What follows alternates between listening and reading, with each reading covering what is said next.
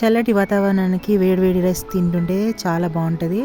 ఒక పాన్ పెట్టేసుకొని కొంచెం ఆయిల్ వేసేసుకోవాలి. 1/2 టీ స్పూన్ అంత సాజీరా వేసుకోవాలి. సాజీరా చిటపట అనగానే నానబెట్టుకున్న మీల్ మేకర్ని వాటర్ పిండేసి వేసేసుకోవాలి.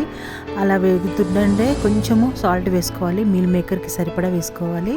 అలా మీల్ మేకర్ వేయించుతున్న కొద్దీ లైట్గా బ్రౌన్ కలర్ వచ్చేస్తాయి. అలా గట్టిపడిన తర్వాత దీనిలోకి మనము కొంచెం తురుముకున్న వెల్లుల్లిపాయలు వేసుకోవాలి. వెల్లుల్లిపాయలు కూడా లైట్గా వేగాలన్నమాట. తర్వాత పచ్చిమిర్చి వేసేసుకోవాలి. తర్వాత కార్న్ వేసేసుకోవాలి.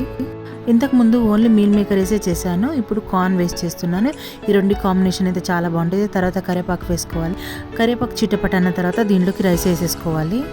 ఉడికించిన కార్న్ నానబెట్టుకున్న మీల్ మేకర్ ఉంటే 10 నిమిషాల్లో రైస్ అనేది రెడీ అవుతుంది. రైస్ వేసుకున్న తర్వాత కొంచెం కొత్తిమీర వేసుకోవాలి. 1/2 టీ స్పూన్ పెప్పర్ వేసుకోవాలి. ఈ రెండింటిని కలుపుతూ ఉండాలి. తర్వాత దీంట్లో 1/2 టీ స్పూన్ సాల్ట్ వేసుకోవాలి. ఇందాక మీల్ మేకర్కి ఇప్పుడేమో రైస్కి ఈ రెండింటిని బాగా కలుపుతుంటే రైస్ అనేది రెడీ అయిపోతుంది. కొంచెము లెమన్ పిండుకోవాలి, ఎక్కువ పిండొద్దు. ఒక 5 మినిట్స్ మగ్గించామనుకోండి రైస్ అనేది రెడీ అయిపోతుంది. నచ్చితే లైక్ చేసి సబ్స్క్రైబ్ చేసుకోండి.